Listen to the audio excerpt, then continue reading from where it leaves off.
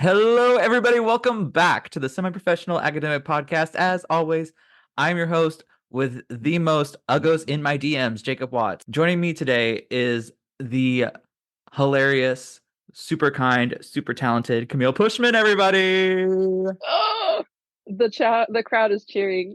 I can hear them snapping. Yeah, one of these days when we actually have a budget, I'm gonna go back and add sound effects, but we're broke, so that's not happening for a minute. Well, here, just take this sound bite now. Just take the sound bite. Yeah, snapping. I couldn't see you snapping, so I just thought you were getting like really close to the camera for nothing. I was like, what did she do? Oh, but Camille, how are you? I'm good. I'm as good as you can be in what you ask for when you're in the heat of grad school, but I'm sure you completely understand that. I have a paper due tomorrow that I haven't even started yet. So thriving. Oh yeah, I am in a reading class right now where there's a lot of reading involved, and then you have to like write a response for it. And I feel like I don't know if you would agree with this, but one of the first skills you gain in grad school is the ability to read scientific papers at like just shocking speeds when there is a deadline approaching. Oh, yeah. Yeah. In my master's, because like having ADD also helps. So like I would push everything off to the last minute. So then I have just like the dopamine rush to like do it. And Mhm. it's otherworldly. And I was like, wow, if I just like applied this normally, I'd probably be a really good student. That's not how the ADD monster works. You don't get to pick and choose. They pick and choose you. Yeah, it's like the party goblin theory, like it's Yeah. like that having the ADD monster means putting things off and it's not even your fault. Well, and my favorite times with the ADD monster are when I decide to like reorganize my furniture or renovate my housing. Like I want to paint our kitchen right now. And so I went to Lowe's and I bought the paint and I haven't started, but there is tape on half of the kitchen because those projects always start with such good intentions and then they never get done. But it's a fun time while it lasts. Oh, yeah, if my intentions had achievements, I would have like a PhD, a Nobel Prize, an Olympics Yes. medal, like the whole thing. But no, in short, grad school's rough. Yeah. I love it. Love to hate it. Love it though.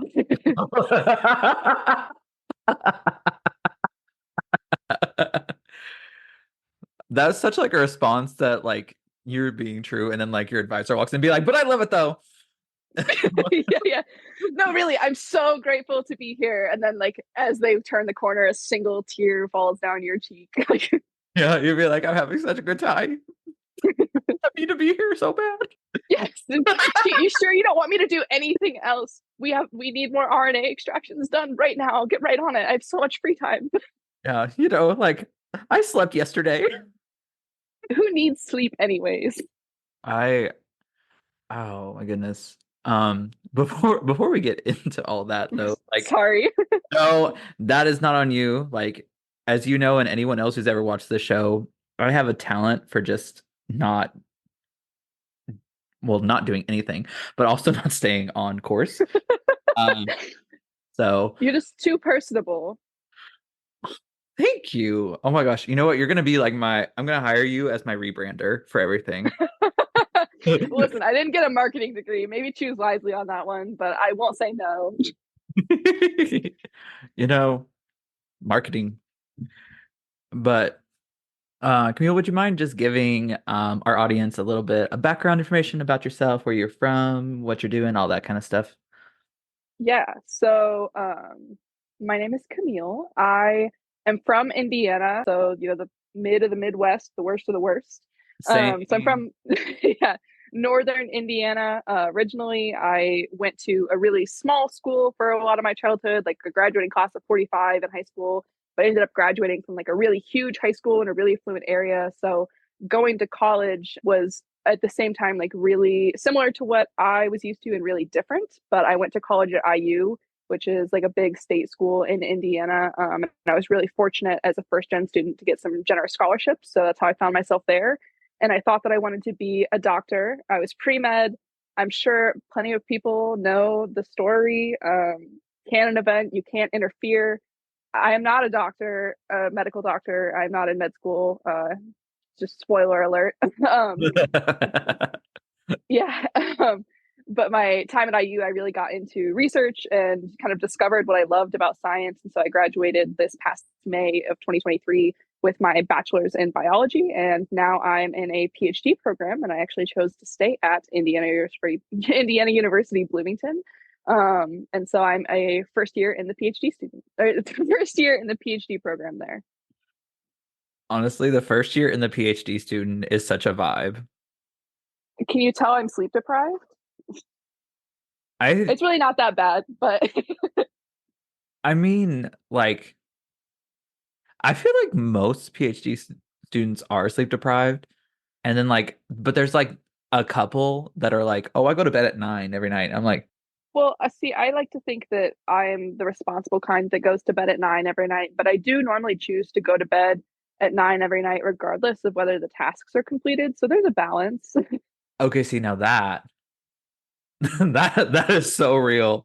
I'm talking about the people who like are able to get everything done, go to bed at 9, wake up at 7. Hmm. Yeah, my so actually what really got me interested in research was this research program my freshman year at IU. It's called the Assure program. And it's almost like a mini grad school is the best way I can describe it, where like you design your own research and you carry it out and you can like you write a thesis on it and you can present it. And my one of my research partners, his name was Matt. Matt, if you're ever listening to this, I love you so much. I want to be Matt when I grow up. He like I would go to the bus stop and I would see him running around IU's football stadium at like the crack of dawn, and he just gets everything done, and he's so smart, and he's in medical school now. And I want to be Matt when I grow up. I also want to be Matt when I grow up because like, Yeah. dang, I'm honestly lucky if I make it into lab before 9:30 on most days. I feel like making it to lab before 9:30 is an accomplishment, and the expectation that we should be there before 9 was perpetuated by the old white men that also created significant figures, and it's all arbitrary, really. Yeah. Today, speaking of, and this, I'm not gonna say who it was because he's really not like he's not that kind of white man and he's not old. But we were doing like a lab practical exercise thing, and we were like adjusting like alpha values to see how that changes growth. And no one who does, I think only people who do like STEM will be listening to this. Like everyone's gonna like zone out here in a few seconds, but like pay attention, guys. Like there's a joke coming, I promise. And I was like, oh my gosh, like if we like increase this, it affects this, this, and this. And then he goes, great. Now, what do you think will happen if we decrease it? And I was like, I don't know. Yeah, you're asking for too much. Yeah. And he goes, no, like think about it. And I was just like, I don't know. And That's oh, the best response you could give. I wasn't even done. I wasn't even done. I wasn't even done. But that's like so sassy. That would have been enough for me. I would have lost it if I was like sitting in the classroom with you and you were like, I think I don't know. Like I would not have been able to contain myself. And then he goes, no, think about it intuitively. And I was like, I don't think about anything intuitively. Like I have like nothing going on in here, just vibes. And honestly, that cleared the room. Like it was like good. I was like, oh, thank God. Well, I feel like that's one of those like clearing the rooms where it's not like everybody's intention. They all relax because they're like, me too. I feel that. No, no, like I got the professor laughing though, and I was just like, oh, yes, personality hire secured. No, I say that as if I'm not like actively worrying that I'm horrible and like trying my best at 24/7. I feel like the best people are always like you would never know. Like I would never guess that you're internalizing everything, but the people who think about it are the ones that are going to like take the most care and be the best people outwardly. So I No, feel like it's a good thing. I Not feel to you, but like this is not a read. I feel like that's about you though, because like you have like this like the way you like carry yourself is like so humble and like collaborative and just honestly you have like this like confidence about yourself, but like not in like a overly confident way. Like you know what you're doing, but at the same time you're very aware of the things that you don't, and you actively try to do what you know you can to help. And like I just think that's like very impressive about you. You're making me blush. Thank you. You're That welcome. means so much. I try to be confident in the things I know without being overconfident, which I think is a line that everybody toes, especially in academia. Of you want to be credible, and like just because you have a degree doesn't mean you know everything, but you know enough to know something. Like I think back to all the things that I've learned since beginning my like experience as an undergrad, even in college, and like I learned some stuff and it was valuable, and I do know some things, but that doesn't mean I know everything. Honestly, very much that. Very much that.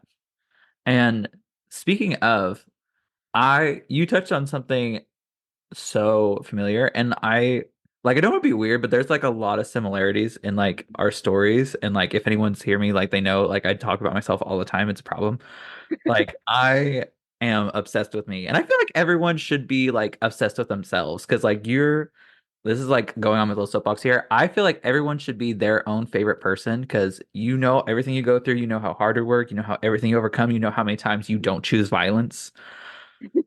Not near enough Oh people Lord, respect. only Lord knows how many times I don't choose violence. I know, same.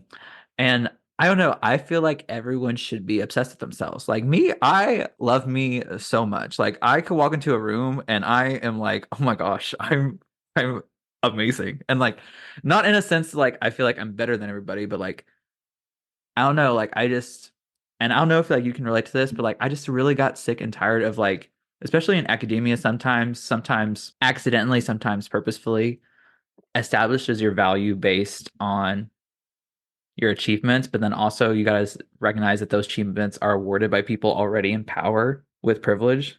So like, Absolutely. so I don't know. I just feel like, wow, I'm really asking like the tough question, like a really tough question right off the bat. Like this is, I did not see where this is going, but I don't know. Like Camille, like, what do you think about that?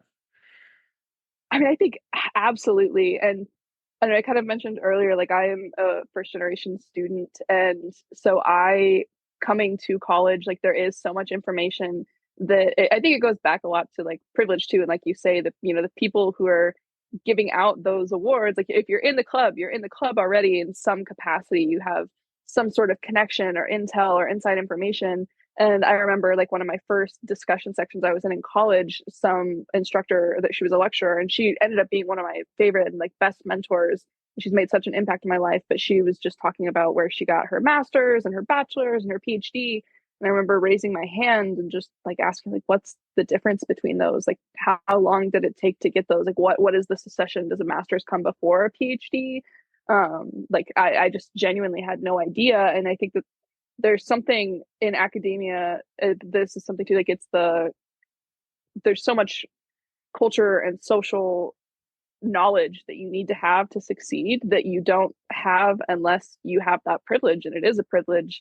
And it's really hard not only to get it but to stay on top of it. And yeah, I guess I'm starting to ramble. I don't really know where I'm going with it other than that I totally agree, and that I think that it is a privilege. And now that I have the privilege to be a grad student and find my way in academia, it's so important to me to make sure that that information is accessible to other people, because sometimes I'm sure that you agree, it feels like you have to search so hard to find the answers to the simplest questions for what you're looking for. And even then, to act upon it, you have to do it in a certain way, otherwise it doesn't matter.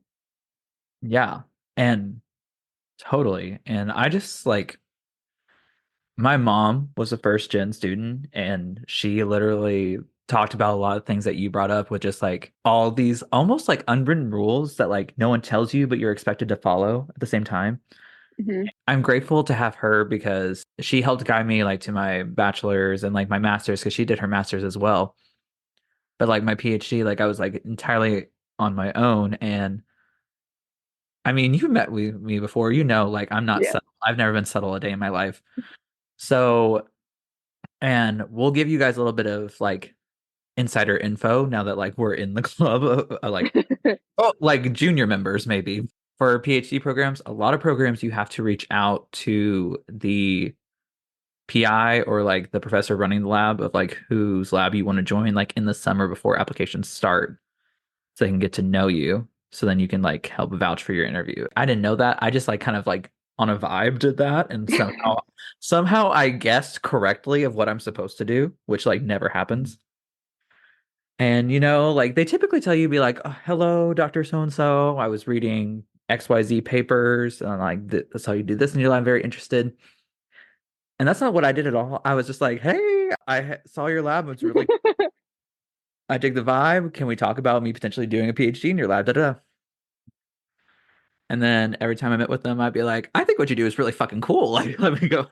And I was just like, "This is so." Now, upon looking back on it, I was like, "Wow, I was like really unhinged. Like, it's just like how."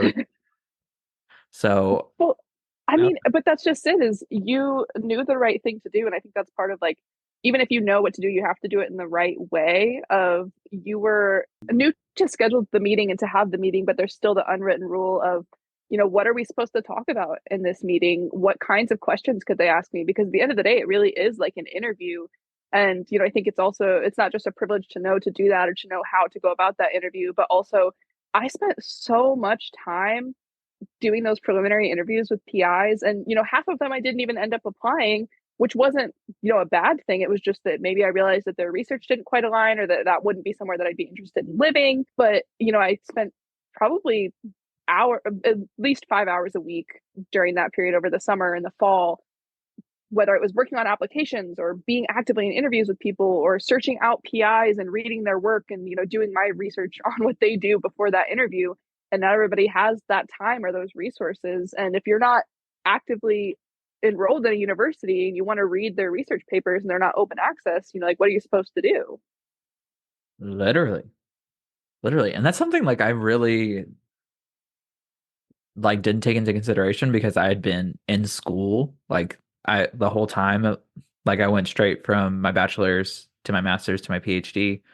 And like I didn't even think about that because like for those of you who don't know, like a lot of journals have like a paywall, so you can't access a lot of papers. But if you're in an institution and you have like a school email, like for example, I'm at UK, so it's like Jacob Watts at uky.edu. Like feel free to hack me, I guess. But like we have deals with like certain journals, so like we can get to view them like through the like um campus library and all that stuff. And if you don't, like there's just like a lot of barriers that I think a lot of people don't think about. Yeah. I think you Well, really hit and the nail on the head with that. I think too, like it's and I hate repeatedly using the word privilege like this because I think it has this connotation to it that I'm not trying to use in this way, but I think that it is the most fitting word. That it is a privilege to not have to think about those things. So why would you? And I don't expect those people to unless they have to, because that wasn't something that I personally had to experience because I also went straight from undergrad to grad school.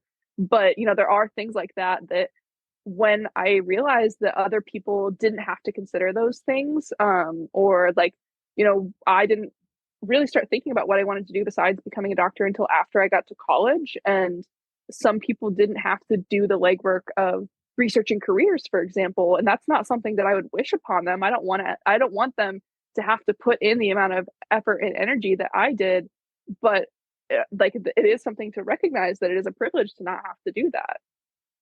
Right. And I feel like society's gotten, especially like white people in society have gotten really scared of using the P word that is privilege. And I want people to know like when that word is thrown out, that's not saying that like this is easy.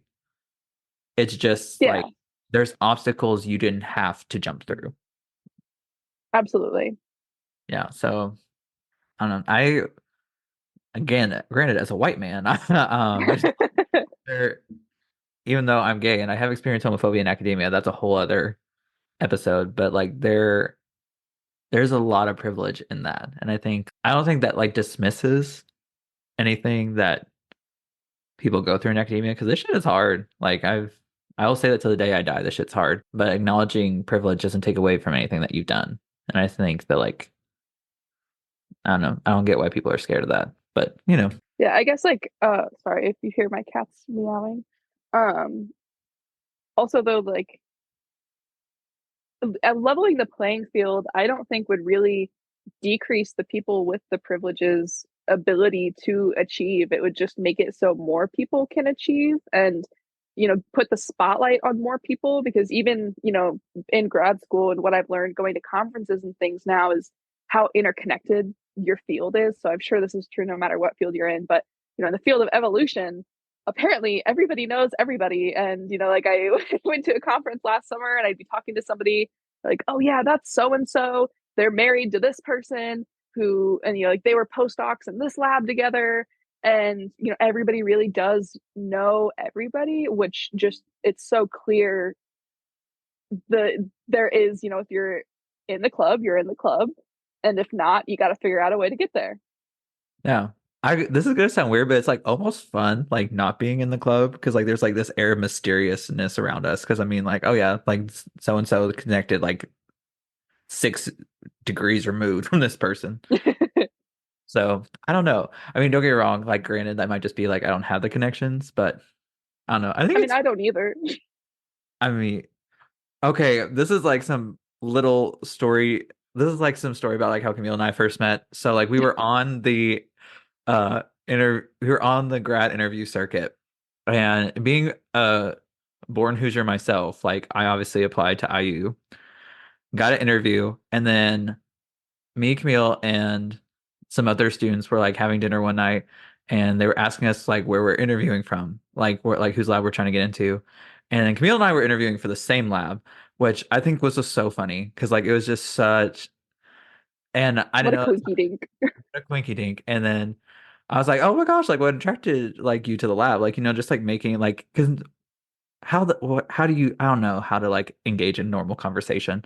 So I just be saying stuff. And he was like, oh, well, like he was like my advisor. And I was just like, oh, cool. Fun. So you did know somebody, is what I'm hearing. That is true. That is true. But no, honestly though, like it was so fun getting to hang out with you like at that grad weekend. Like honestly.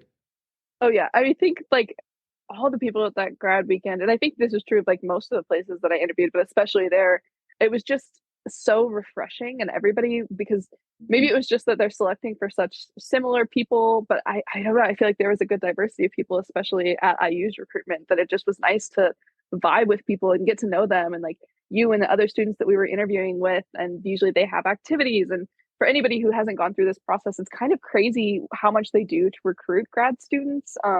They like wine and dine you, like you have special events, and it's pretty exhausting.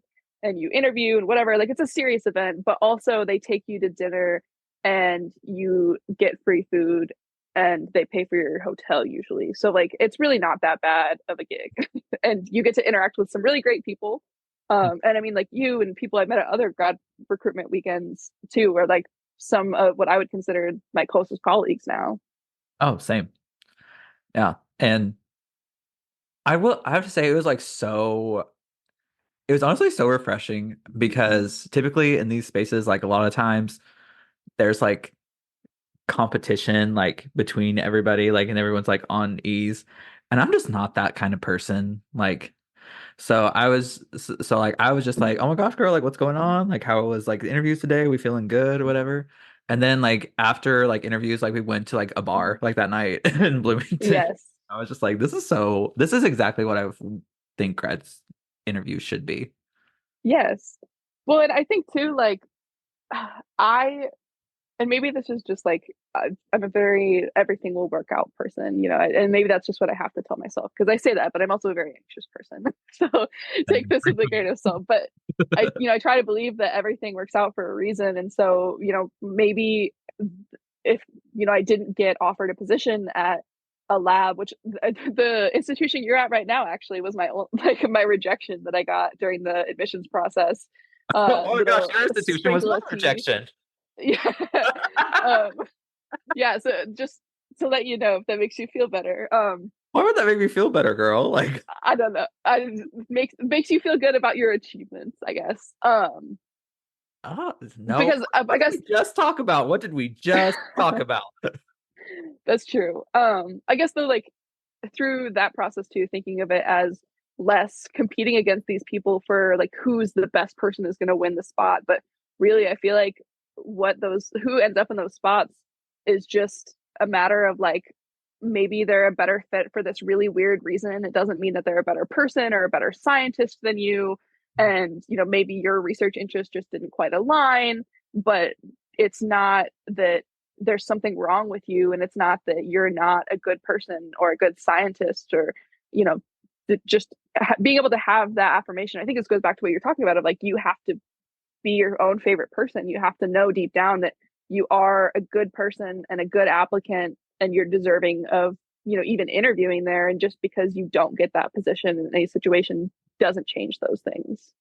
Exactly. And I will be fully honest though, like it never feels good to get rejected. Like you're never like, oh my gosh, they said no, party. Like deep down, you want to get all the acceptances, but like it goes like back Hmm. to what you said. Like it's not a rejection, it's a redirection. Yes, yes, absolutely. Yeah. And I will say though, like it would have been so fun to come in with like someone that I knew like at the same time into a lab. Cause like there's like 3 year difference between me and like the second youngest grad student in my lab. So like there's like a Hmm. little bit of black there. And I'm just like, I'm dying over here. And they're like, okay. Like they're not that, but like, like they've already passed like their qual. So like they're like full-time research now. So like Hmm. it's been a minute since they've balanced like actual class Yeah. and research all at the same time. No, well, we were so close this time, the stars didn't align, that we're not lab besties right now. But if you do a postdoc, we can coordinate that. We'll be lab besties next time. We'll go through it together. Oh my gosh, that'd be so iconic. We should pretend that we don't know each other, and then that way we just Okay. I don't know if I could do that. I'm such a bad liar. it's not lying, it's acting. Think about just telling truths from alternate realities. Oh, I can do that. Yeah. So like no, because then like we'll join the lab together and be like, oh my gosh, like I'm Jacob, it's so nice to meet you, da da. And then like in a week become lab besties, and they're just like, oh my gosh, like they are like just like so fun. And then they'll be like they're just like dynamic. Little do we know that we planned this like years in advance. Years in advance. Like the Taylor Swift of it all. Uh, but no, I like that plan. We should do that. Yeah, I'll set a reminder now, like 5 years, remind me. Set a reminder when we're defending. I was like, all right, like bestie, like we're defending. Where we're applying. Like Yeah, yeah. Who's accepting two postdocs at the same time? Question mark. what we need to do is we need to join like a super lab situation where there's like two labs in the same space, and then apply to like the other ones. That would be smart. Well, there's enough of it too. I didn't realize until like pretty recently, within like the last year, how many PIs in at least in STEM, but I assume this is similar in like all of academia, are married to each other. You just don't know because they don't share the same last name. Maybe this is just an IU thing. You look a little. Okay, no, because like that's true. Because did you know about like the spousal hire like rule thing? I guess I know about spousal hires in general, but I don't know what specific rule you're referring to. So maybe. Like there's a professor at UK who got recruited to come, and she was like, well, my husband also has a PhD and he teaches, like, can you make a position for him? And like most of the time, like the department will like take it to the college to like make that happen and then like hire both of Mhm. them. I guess, yeah, I knew that that was a normal thing. I think the lab that I'm in right now actually was meant to be for like a main PI and the spousal hire that came along. And so the lab next to us is like really huge and has a bunch of rooms. And then our joined lab is much smaller because we were like the originally the less important spouse. That's what I've been told. Oh, but I liked that lab though. Like I visited. Lots of windows. that was one thing anywhere that I visited that like the lab had to have windows. Honestly, I love me a window. There was one place that I interviewed that their lab was technically like in a basement, and so there were no windows. And I was No. talking to one of the grad students, and I was like, "So, like, do you get to go outside often? Like, how do you manage that?" And she was like, "Sometimes I go a little stir crazy, but then I just, take a walk around the building and go back into darkness, basically." And I was like, "Oh, that's depressing." Oh my gosh. Oh, girl, I gotta ask, like, as a fellow pre-med turned researcher, what was like the defining point in like your transition? Like, yeah, like medical school is just not what I want to do right now. It was a combination of like 2 to 3 small events. So first, chemistry was hard. uh, Can't interfere. It's a I canon went, event. It's a canon yeah. event. I was taking like chemistry and math at the same time, and everything was harder than I expected because I was somebody who never had to try in high school. And so I went to the academic advisor and I was like, I don't really know what to do. I don't know which class to drop. I'm really stressed. Like, what do I do? And she just said, well, if you think you're stressed now, you should reconsider medical school. Just think about how stressed you'll be then. And in the moment, I was really upset with her. But looking back, that was the truth that I really needed to hear. And she was right.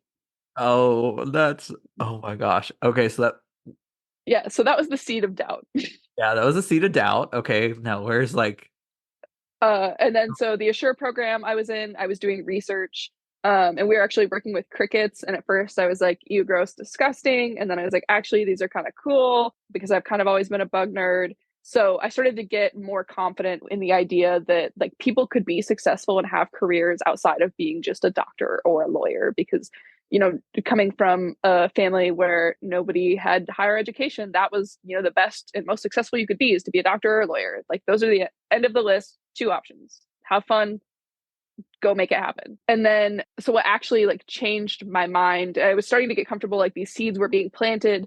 And I was in my introductory biology class, and one of my instructors, the last week of class, first semester, she had the 100 slides of gloom and doom, is what she called it. It was about climate change.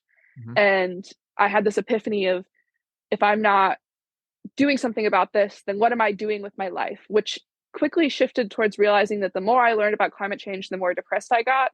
So in the end, it just ended up being a screw it. I'm just going to study whatever I want and whatever I think's cool and do that with my life because I don't have to be a doctor to be successful, and bugs are cool.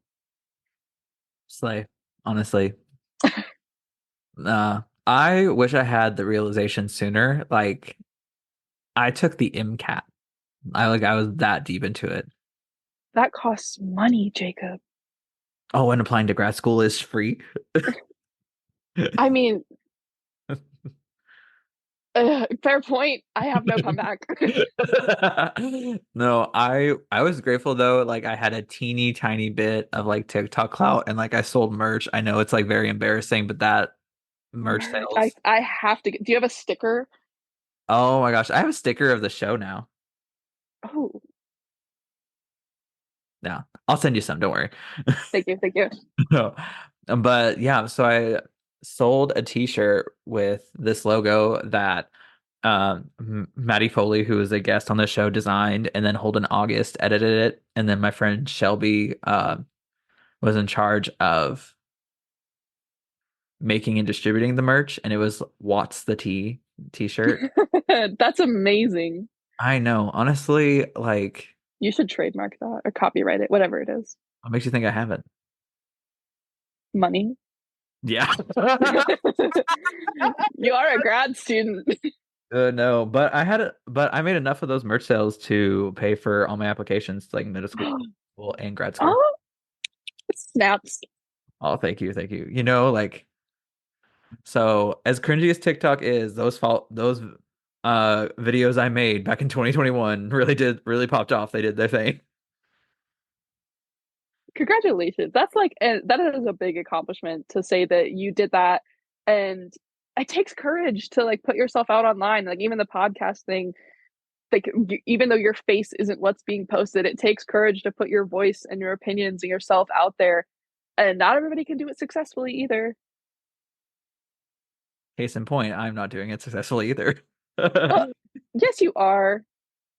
I know no one can see me, but every time, but like while I'm on the screen with Camille, I'm looking deadpan off as if there's like a camera, like Modern Family, just like making eye contact with an imaginary camera, like breaking the fourth wall. Like, can you believe this? Like, it's something I do all the time. I'm concerned. Someone told me it's a sign of mental illness, and I'm like, well, I feel like, at least for me, we would have had to have overlooked a few more signs before we got to that one.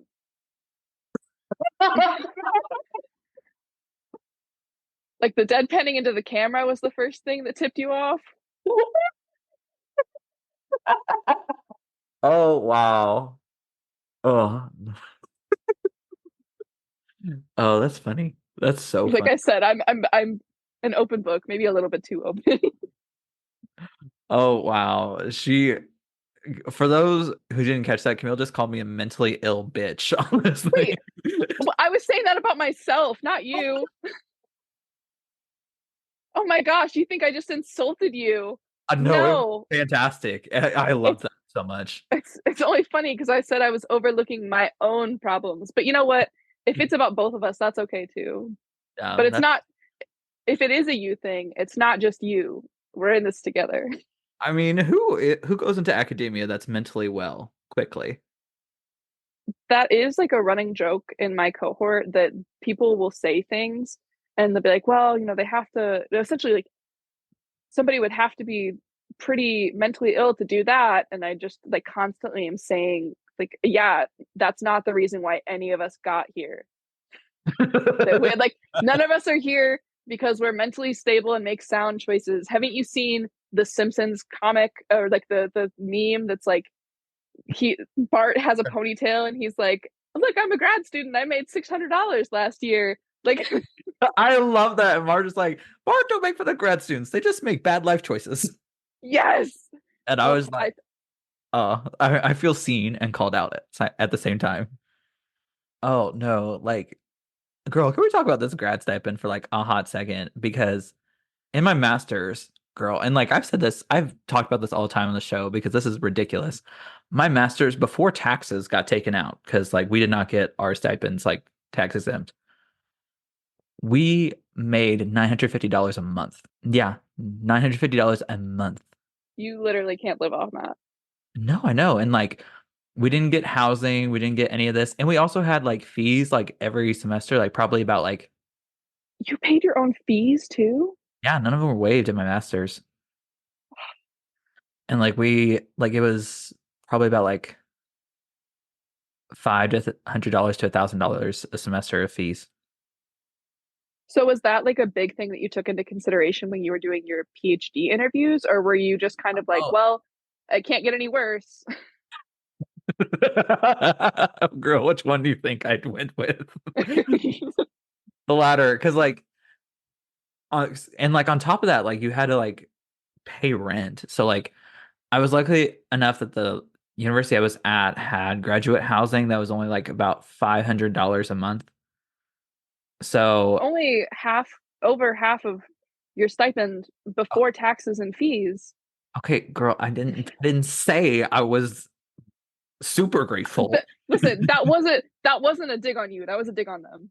No, I know. And then I had a car payment at the time, so like 100 and like 165, $180 to that.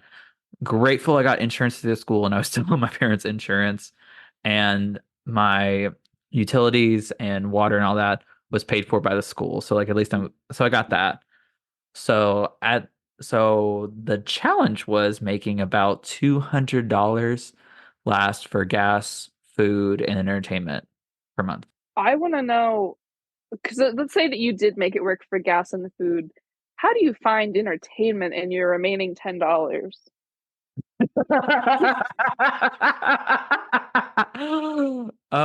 Well, I started this show and I guess that makes sense. um So I started the show, and I was just like, one of the reasons that it inspired the show was how shitty that pay was, and I was just like, no one talks about this, and here we are. I need to tell everyone. I need to tell everyone. Dragged them through the mud, and then I won't. And then that my master's was a mess. I mean, like there was a strike. My professor ghosted me for a hot second. What? Um, it caught on. It flooded. There was an HVAC project. I had to do DNA extractions in a closet. Um, In I a I said it. closet. I said it before, but I'll say it again. A professor strike that pushed back my defense of my thesis. And horrible children that like robbed the school and like messed up lab space and stuff. And also during a pandemic I was going there and uh a HVAC project that like kicked us out of the lab for like a year and a half of my 2-year program. Oh my gosh. I would not have finished. I would like the fact that you all of that off. And it's not like here are all these awful experiences that I went through and like, yeah, I left. You're like, no, I finished it. You're like, I was doing my extractions in a closet and envisioning my degree the entire time and I made it. Maybe that's the spite we were talking about earlier. If you need spite, I am your dude. Like I got you. So yeah. And I know I talk about it a lot, but like that was a lot. That was a lot for 2 years. Yes, that I mean that's a lot for 5 years. That's a lot for a lifetime. And then on top of that, I couldn't get my thesis published either. So like that was so depressing. Like it's published in like the school like archive and paper and You journals, but worked like so hard for that. Well, the fact that you went through all of that and you were like, you know what sounds nice? Another 5 years or so is really admirable. or mentally ill. Take your pick. Yeah. I choose both. I have both. I can't get rid of one of them, so It's a BOGO deal, you know, it'd be like you really are losing money to not take both. and losing money to take both. It's a lose-lose for everyone involved except the administration. Don't even get me started. Um, but switching gears, we kind of like hinted at it a little bit, but how does it feel like when you had all these acceptances coming in for to do your PhD? Like what was going through your mind of like making that kind of like decision, if you don't mind telling us? Yeah, so many things, honestly. What I was thinking completely changed from the beginning of the application and interview process to the end. Mhm. Actually, when I applied to IU originally, I mean, I was like, oh yeah, this could be equally likely as everywhere else. And then there was a period where I was actually like, oh, I could not envision myself going there at all because there was this other university that I thought was going to be the best, greatest. I was so excited to go there, and then I actually visited and I realized that I would not want to be there. That was just like kind of, I did a 180 and had to reevaluate everything. And the acceptances coming in was really nice, but then having to make a decision was so difficult. And because everybody was so nice, and like all the people at the recruitment weekends are nice, all the students that are hosting you are amazing, and you essentially are making like all these friends professionally and a little bit like personally because you're talking to them about this process and their experiences. And then so to have the admission was really nice and kind of like affirming that you are doing the right thing. But then to make the decision or like say no to, because you can only say yes to one, right? Like you can't say yes to everybody. Could So you to think imagine? about, Could you imagine be like this day I'm going to Kentucky. This day I'll be at IU. This day I'll be in like Cambodia. Like yeah, no, honestly, nobody contact me on, you can only contact me on Tuesday. That's my UK day. the UK day. I don't know, but yeah, so I guess I don't even know if that I answered your question, but I did a 180 on what I thought I wanted, and it was really nice to have the admissions come in, but it was really difficult at the end of the day to make the choice because it's not just the institution, it's all the people behind the admission and the offer that you have to consider. Yeah. And yourself. Yeah, true. And that's another one of the reasons why I chose UK, partly because it's the only place that said yes. But uh I just really connected with my PI, and I mean, like, I love Lexington, and I just and I have like friends who are going to like UK for medical school. Shout out. You guys don't listen to this show. That's fine. They don't need it. They're above us. They passed Orgo. I passed Orgo with a B minus. That's Well, better than I did. okay. Okay, girl, I've talked about this before, but I'm going to talk about it for like a hot second, I promise, and I'll get back to my main point. I I got a B minus the first semester. I got a C the second semester. Retook the second semester OChem like during the pandemic, and then got a B plus. And then my professor did not feel comfortable writing a letter of recommendation speaking to like my hard work and growth. I was like, Why not? That takes so much hard work and growth. I literally improved over a letter grade. You know, if it like if for anybody who hasn't taken OChem or has never had to like retake a class, to put that into perspective, I actually took organic chemistry over the summer with like one of our flagship school, like one of the sister schools of IUPUI, and I got a C minus and barely passed. And then I was going to go on to Orgo 2 at IU, but I realized that I didn't feel like I learned much. So I retook it. And even retaking it the second time, I only got a C plus. Like I That's was still growth. back. I mean, it's growth, but like taking it back to back, and it was basically the exact same course. And like you got, not only did you jump a letter grade, but you got a B plus.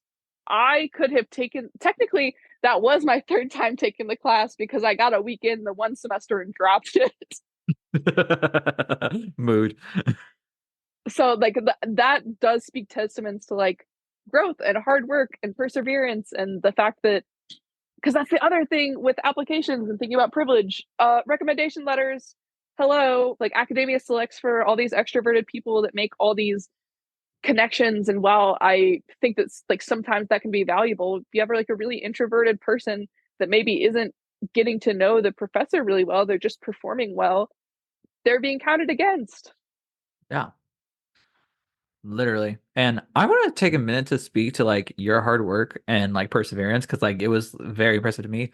When I was interviewing at IU for this position in this lab, which Camille was like a student like researcher at the time, in the middle of interviews when she had to off break, she was like doing like lab work and like all this thing. And I was just like, okay, like I know it wasn't a competition, but in that moment I knew I was like, oh, I lost this. I lost No, like, no, girl, it's fine. Like, I mean, uh, I also, this was so funny to me because afterwards, like in the like application process, like I was talking to Camille because we had like the exact same like interviewing lineup, and I was yeah, like, wasn't like that question like ridiculous? And then Camille was like, I didn't get asked that question. I was like, be lucky, that was a fucking stupid question. that's like, I don't know, if I was a professor I would have like 5 questions that I ask everyone because that's what's fair, but they really hit everybody with different ones and somehow they were all awful and hard. For the question in general and that I got asked at 7 o'clock in the fucking morning, which that should have been a crime. That should have been a crime. And like in full interview attire at 7 in the morning, they made us get there. We should have sued. No, I'm just kidding, but not kidding. No, we Uh, paid them to be there. that was we clowned. We were clowns in that moment for that. But anyways, I got asked, what do you think is missing from science's understanding of evolution, ecology, and behavior? How did you answer that? I said I need a fucking minute. I didn't say I didn't say fuck. I was like, oh, let me think on that for a minute. And then he So started. you got some coffee. And he started opening and responding to emails like while I was sitting there, and I was like, What? yeah. That's so disrespectful. Dude, I like no shit talking, and I don't know how to say this without sounding catty because I didn't get in. It was made very clear that I was not getting a spot at IU. I'm But so sorry. But also it doesn't matter. Like even if you're a PI and you're sitting there and let's say like in some universe, you know that the student sitting in front of you already is not getting in, you still treat them with respect. They're a person. They are a scientist, an aspiring scientist. And let's say maybe the reason that they're not getting in is because they just have like more to learn. But like, why wouldn't you help them achieve that instead of like putting them down and making them feel, I don't know, like the email thing. I don't know who that was. Maybe we'll name drop off the record. But subscribe like that grinds my gears. subscribe to the Patreon to no I'm kidding. So I answered, I was like, I just really think that we're not taking into a whole perspective of like how ecological interactions affect behavior because or evolution. Because like of course we can track like changes in behavior in species, but we really haven't taken into account to like how species one in area A is on like this time point and is in similar conditions to this species in area B, but this species is like is like has gone through this similar timeline of evolution with like similar traits and behaviors, but is also adding this. Like, what's that missing factor? And just kind of like more of using like not only furthering our understanding by fully understanding all of like ecological interactions in comparison of biology, evolution, ecology, and behavior. Which for not having an answer right prepared, I thought that was like okay. No, I think that that's a good response. And also, like, it's 7 in the morning. And I mean, like, as a PI, too, like, whoever you're interviewing is nervous. And, like, you have to just consider, even if you didn't give a great answer, that anxiety and nerves is going to play a huge part in how everybody performs in their interviews. You just have to, like, take that into incorporation or, like, incorporate that into your understanding of who they are as a person. Yeah, no, it was so funny to me because I was his first interview of the day, and then I answered that question, and I, again, obsessed with myself, thought, oh my gosh, I nailed this. That was such a good answer. Like, I was so proud of myself for that answer. And he goes, okay, and then moves on to the next one. I was like, I feel like I remember who this was now. it's not who you think. Okay. And then I got interviewed by someone who had like literally spent years working in Wolbachia, and like I made the mistake of letting them know I was doing a master's project that involved Wolbachia. So You're he, like, I'm trying to move on from Wolbachia. Please, no. yeah. So like he like ripped it to shreds because like I didn't because he was like, what form of what thing are you doing? What thing are you doing? I was like, okay, I didn't even know what because I was working with gall wasps. I was like, I didn't even know what gall wasp or Wolbachia was a year ago. I'm just like looking to see if it's present and in what species and how prevalent. I don't give a shit. One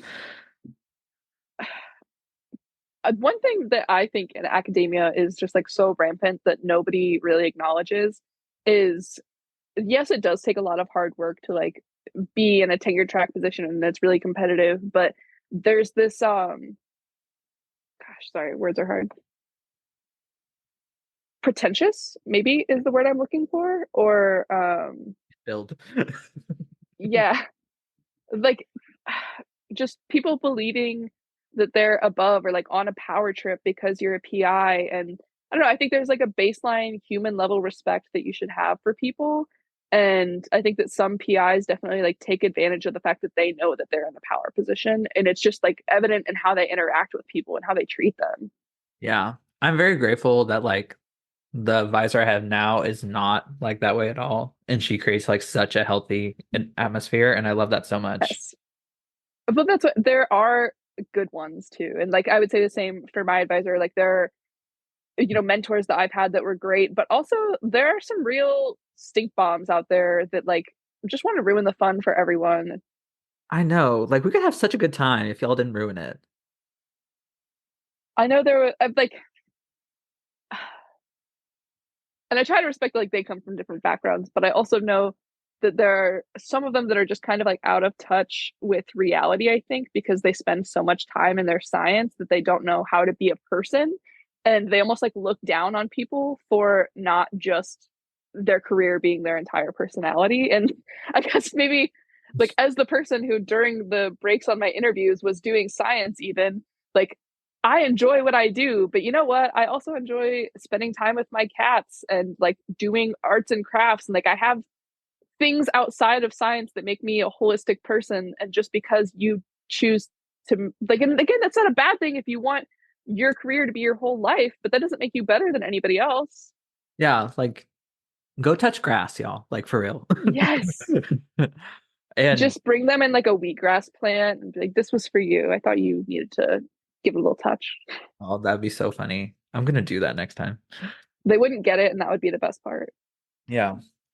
Oh, I do have to ask though, like, because I've met your advisor before, and how like does transitioning from being like undergrad in the lab to like now being a PhD student in the lab, like, do you feel like obviously like you have more responsibilities, like you have more experience under your belt, and you have like a little bit more creative like freedom with like what you want to do like with your research, but like does it ever like hit you to be like, oh, like I'm not an undergrad anymore, like I'm actually like doing this?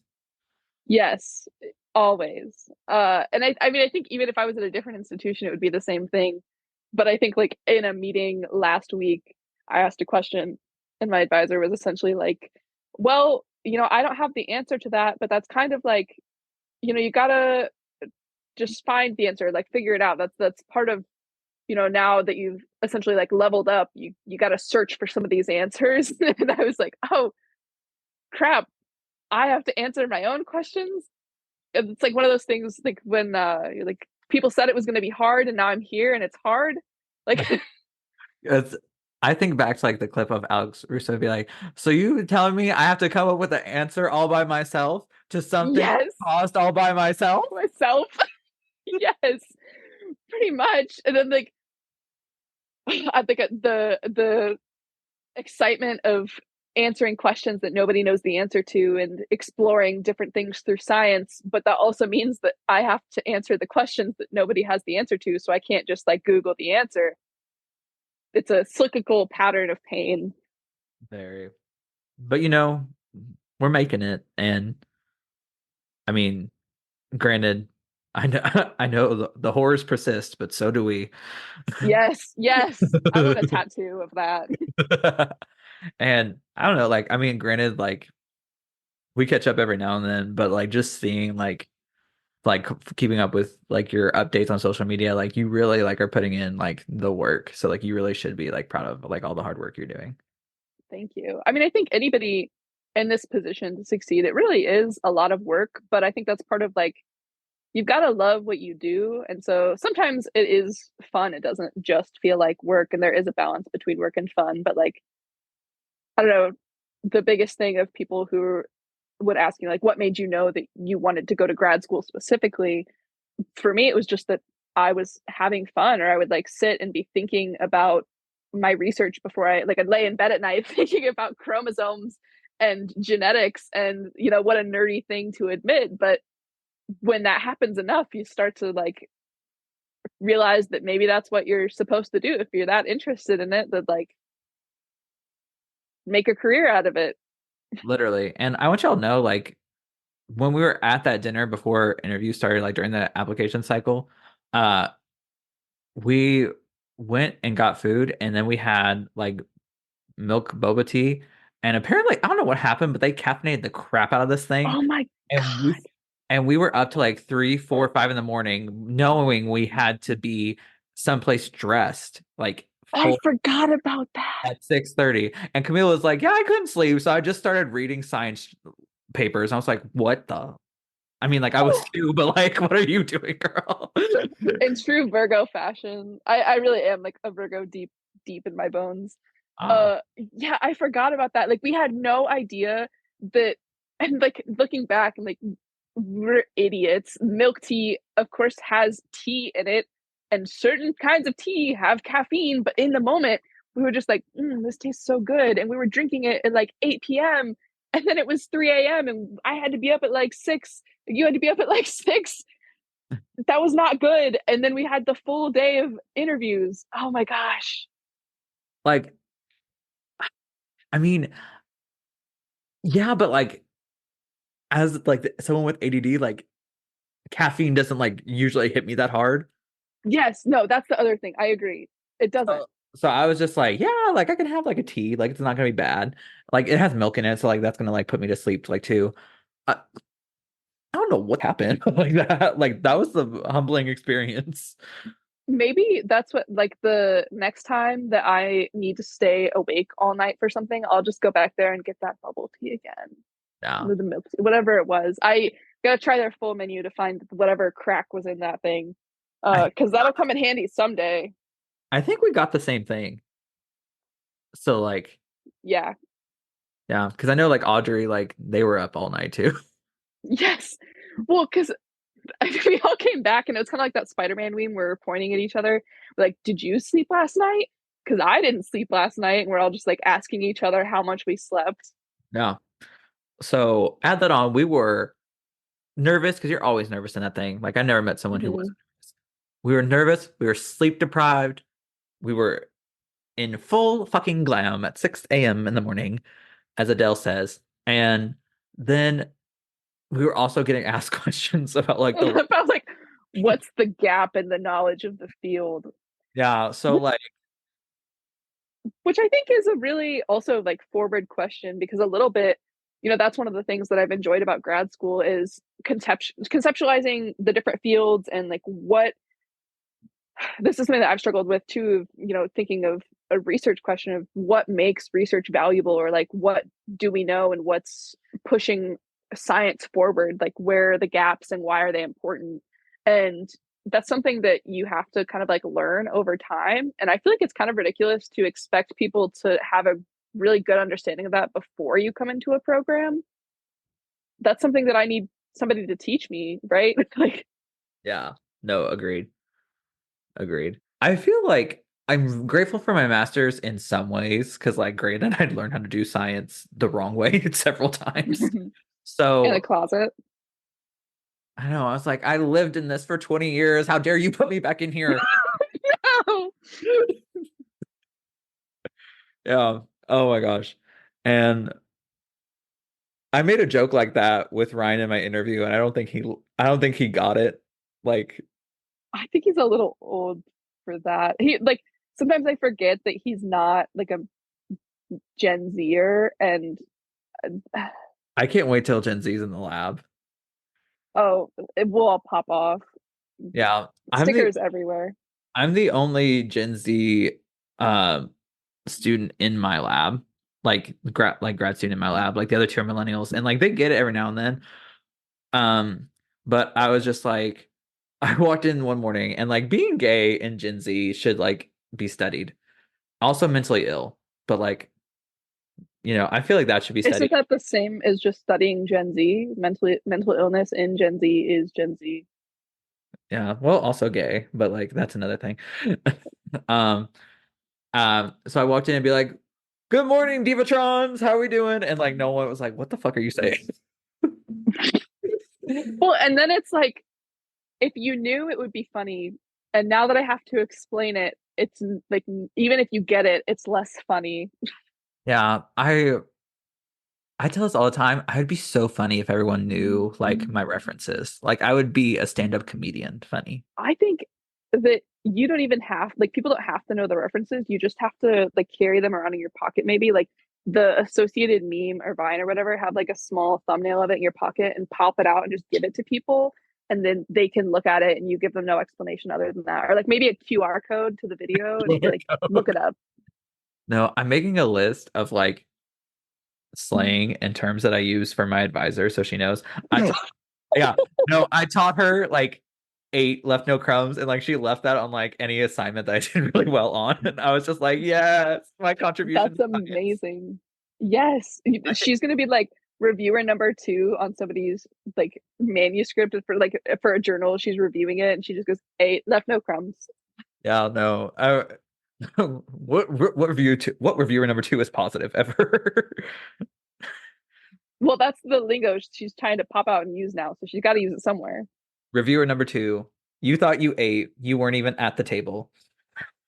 Well, don't teach her that one.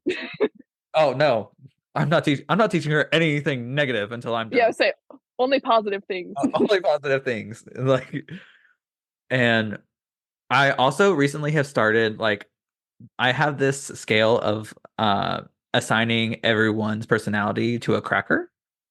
Like we're doing like we were doing faculty interviews and I was just like, ugh, they're such a saltine. And like, What kind of cracker would you denote yourself?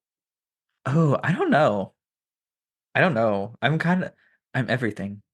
I feel like I can only think of like three crackers right now. Okay, so we got there's like the major categories, there's subcategories in all of them. But so Okay. far, this is like an also ongoing editing list. There's saltines, there's Ritz, there's wheat thins, there's oyster crackers, there's Cheez-Its, there's Triscuits, and then there's also the whale crackers. Oh, I didn't even consider whales. My instinct is to say that you're a Ritz cracker, but so like that's just vibes. I don't know what connotation goes with the Ritz cracker. It's kind of like calling somebody a water sign, but like you have no idea what a water sign is. Yeah. Like I feel like intuitively you're a Ritz cracker, but I don't know what that means. Yeah, no, don't worry. Off camera, I'll break down the list. Okay, Off okay. camera, you know what? I'll send you the list. Like, so that you know. Oh, thank you. I'm gonna have to start using it, or I'll just like have to start sending you people's names and then just their cracker, or just like send you the profile to like a certain scientist and then be like whale cracker. Yeah, I'll let you know what I will. Have you seen that thing going around on academic Twitter? Be like, for $0, I will show up to like your grad students talk and tell them they did a great job.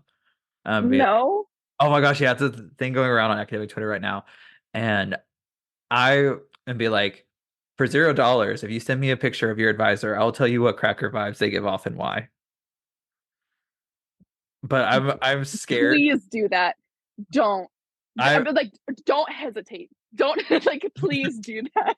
I was so scared because so like saltines, for example, like they like it's not bad. I want to stress it's not bad. It's like a saltine is reliable. You know what's gonna happen. It gets the job done, but like it's not exciting. Like the no one's Yeah, like, ooh, saltine. Like you know what I mean? They're like, like stable. They're there. saltines have a time and a place. They're good with certain things. They are to the point. Yeah, agreed. And then you have Triscuits, which these people are like a little rough around the edges, but the content and the material is there. I would like I don't know what I expected the Trisket analysis to be, but rough around the edges is hilarious and amazing. I know, right? Like I'm waiting for like my TED Talk invitation. I feel like you could also go with Triscuits because they have like all the little pieces and like the little layers that go into them. You could be like they're like an onion and they've got layers and like a Trisket. That's where like the everything crackers come in. Like Okay. so like they on the surface level they seem flat, but like as you get to know them, like they're actually filled with all different types of things and like a lot of emotions all at the same time. Okay, this is a loaded question. And I want an honest answer. I won't be offended by whatever you say, but what kind of cracker would you give me? Like, what would you say I am? Ooh, I don't know. I okay, actually I do know. I would give you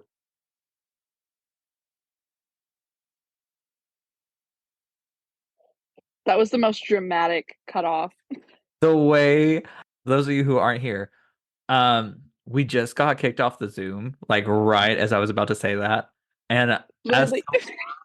as someone who lives for a dramatic staple make an entrance moment, what can I say? Like the spotlight just finds me.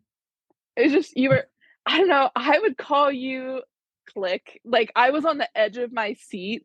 My entire like being this is like all the BuzzFeed quizzes that I took as a middle schooler combined. Like I this is going to be my defining moment and then it's like this Zoom has ended.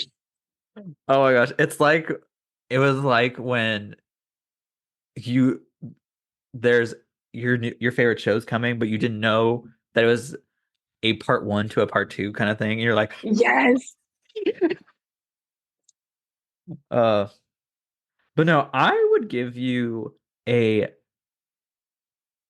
sun-dried tomato and basil wheat thin. And hear me out, hear me out, hear me out, hear me out. Hear I'm me. no, I'm just gears are turning. I'm not. I'm just yeah. Sorry, Okay. I'm listening.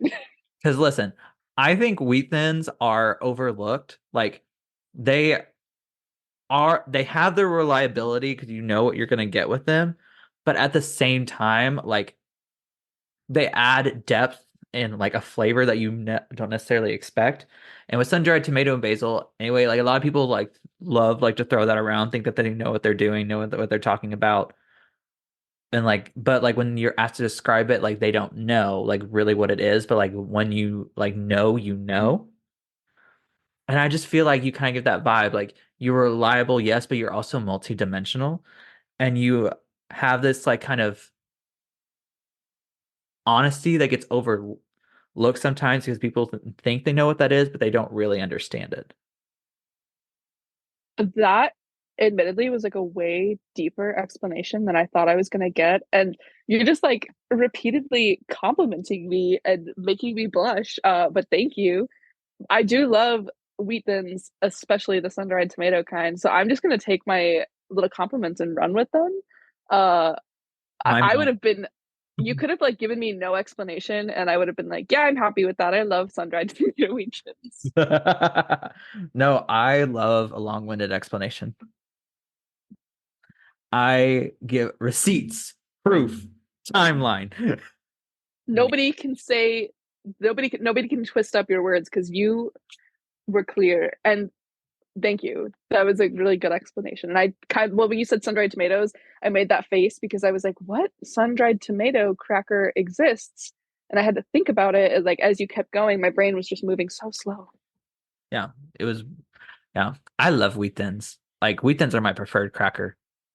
Um, but yeah, and it's and I love a list. I love a category, and um, so we had like five faculty interviews, and my advisor was like, "Jacob, what kind of cracker are this one?" And I was just like, Triscuit, and then one was like the worst talk I've ever seen. I was like, half baked saltine. It can get worse. There's like a step below. Yeah, like I told you, there's categories, girl. Like, I need to see these categories when we're done. yeah. Oh my gosh.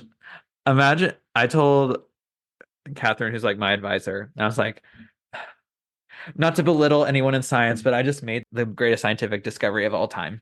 And I told her it was like this list, and like she hasn't even seen it. She's like, and I love her because she encourages my madness. And I She love that. rolls with it.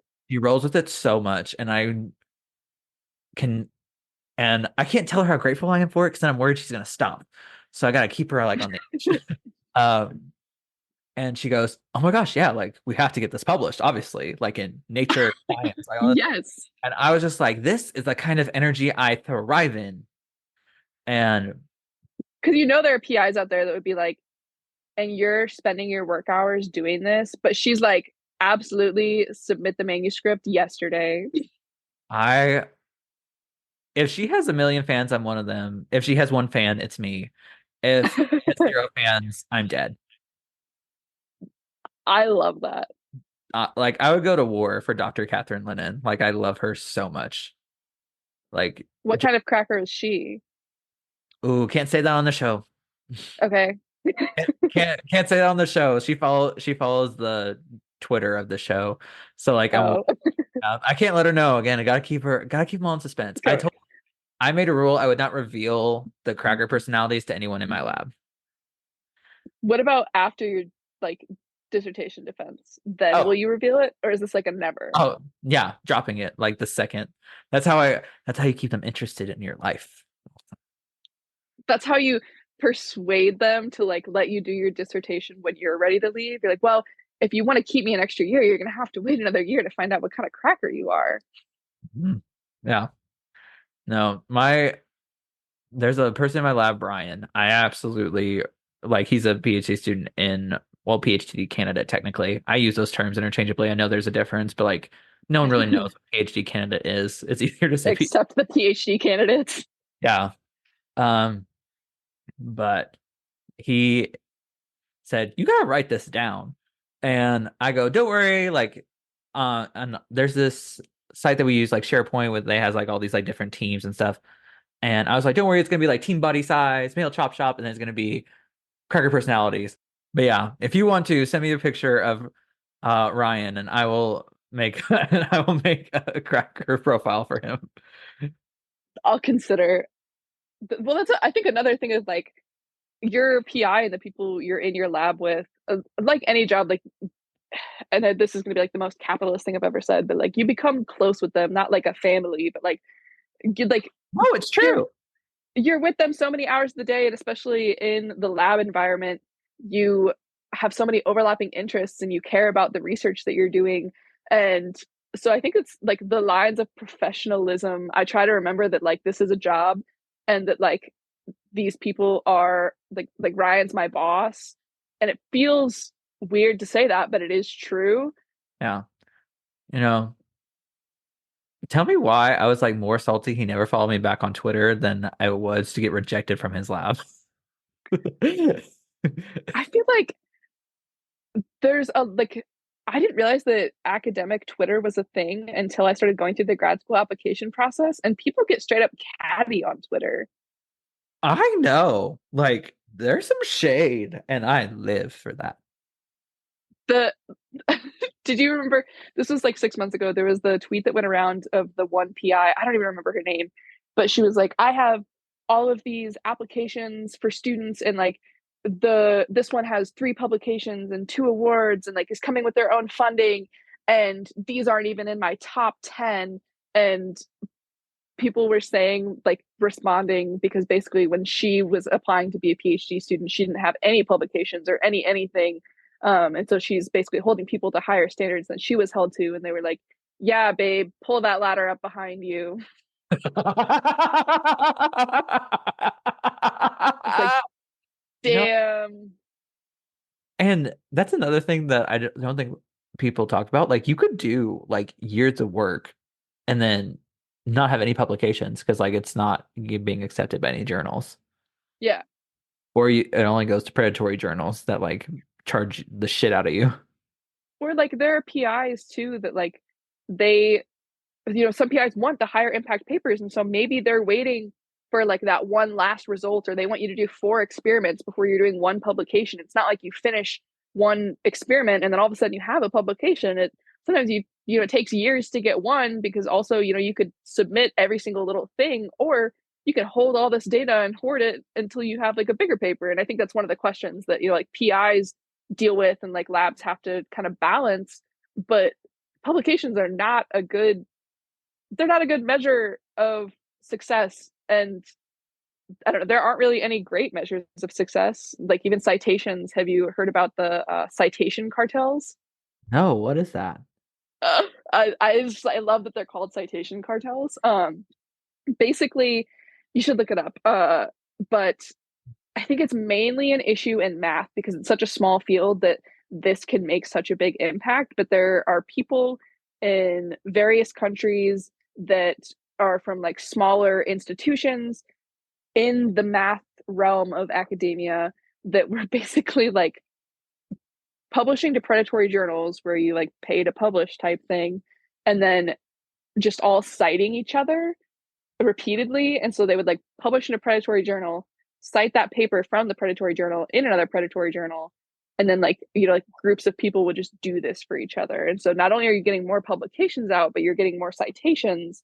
And then like these people who nobody had ever heard of their names before, all of a sudden were making like the top 100 list for mathematicians being cited and like producing the most in research, because it was just like this group of people that were citing each other and publishing to predatory journals. But yeah, they're called citation cartels.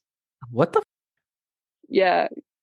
I just heard about this like a week ago, and I have not stopped thinking about it, but I also just really love the name. I don't know why.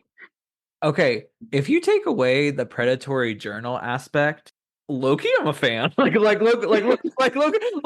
like about like if it's relevant, like to you, like the research that you're doing, and like like your friend like has like a paper that like shows like XYZ and like you can apply it to Mhm. like your system via like ABC. Like that I'd be okay with, but like there are papers who will cite things. Like I was reading like paper on like African cichlid behavior, Mhm. and it was like very little like genetics work. I don't think any developmental work.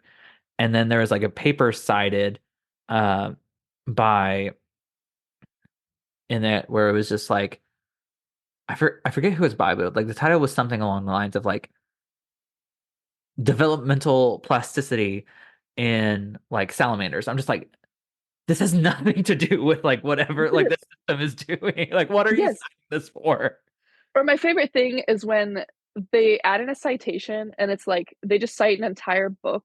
And like I don't know where in the book this information is, Like, what book? The but forward, the conclusion, the yeah, page one. they Like, they're just like, here is the book. I got this information from this. Like read through the whole thing to find out where this information is located.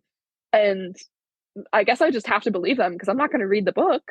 yeah, I mean, like, what book is it? Like Speciation by like Orr in like in Oh 2004. yeah, I'm in the middle of reading that right now. I'm reading that right now too. It's not a bad book, but also don't just cite the whole book. Yeah, like I'm begging like chapter, uh, page Page, number. say page number, paragraph, anything. Like Like, I mean, in the first half, like second, like can I get a quarter? Like, so and I well, just this is the same thing like that I have a similar complaint with like R codes. yes. Like why I get not wanting to put your data out in a publication, but like what unless you're patenting like a R code, like an R program or what like in a library in R, why would you not like publish in the supplemental methods like your R code? Like Literally. as someone who is learning R right now, like I learned how to do a heat map today and I'm just like, ooh, like Ooh. no, like you can't tell me nothing. I will probably be very humbled like very quickly afterwards, but like for this like brief half a second, I'm like, R who? I'm the whole alphabet. Literally all of bioinformatics is hitting your head against a wall repeatedly, trying to solve a problem. And then I think that this is ADD friendly because of this. And then you solve a problem and you get the dopamine rush and the feeling of accomplishment. And then you tackle the next problem because you have that enthusiasm going forward until eventually you start hitting your head against the wall again, trying to solve it. And that's why I think that it's very like ADD, ADHD friendly because the tasks are always just different enough to keep you entertained. Mhm. And that the little dopamine hit that you get when you figure it out.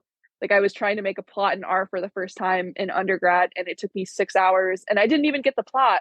I just got like the line, the like edge axes of the plot and like the data wasn't in it. It was bad. Like and we were 6 hours in at this point, but I was so excited to not just have a blank plot window.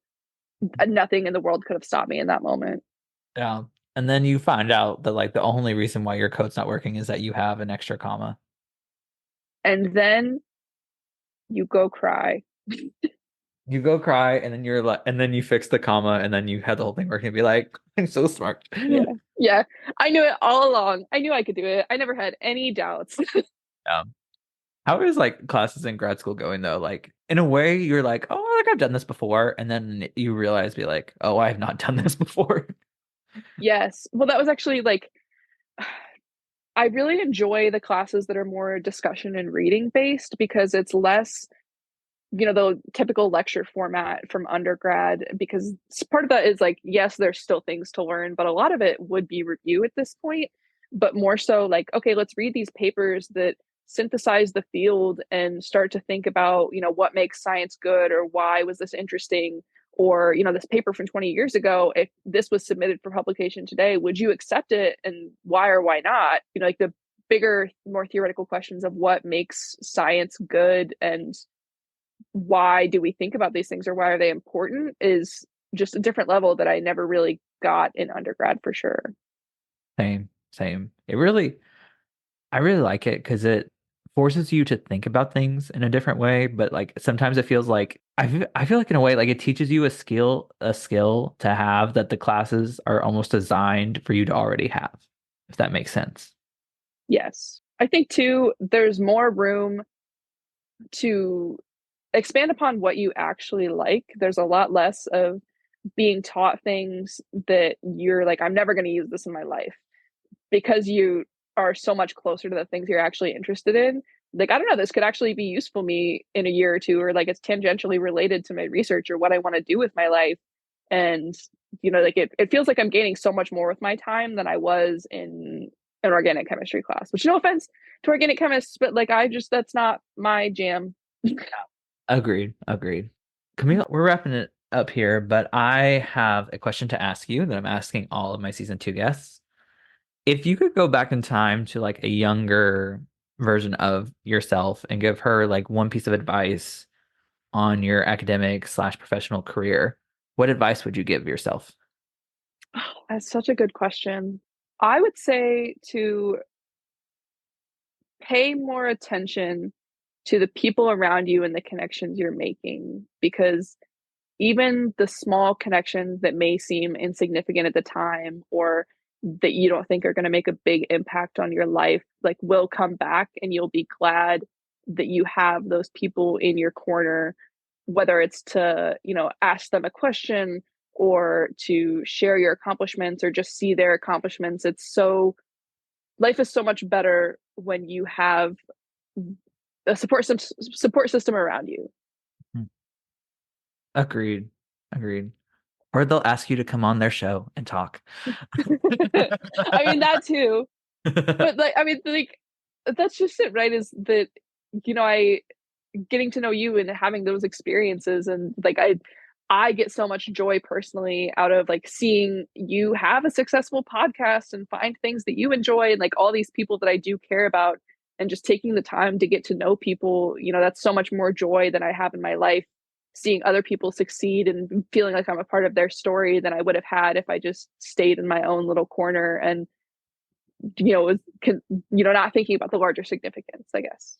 Yeah. No, like that's so true. And like it sounds so corny, but like just opening yourself up to those opportunities presents the opportunities. Like it's like I don't know a way to Yeah. go about it. I know that's like the most like Disney Channel answer ever, but like it's true. It really is. And like I know for me, like I was really like, and I keep going back to it. Like I'm sorry, it's just like such a good example. I just really appreciated like when we were interviewing together, like we both, I could tell had a nervousness to us, but like we wanted to like put ourselves out there, and like I'm really grateful it is because like I really do consider you like a friend and a colleague, and I'm just like very grateful for that and that happened.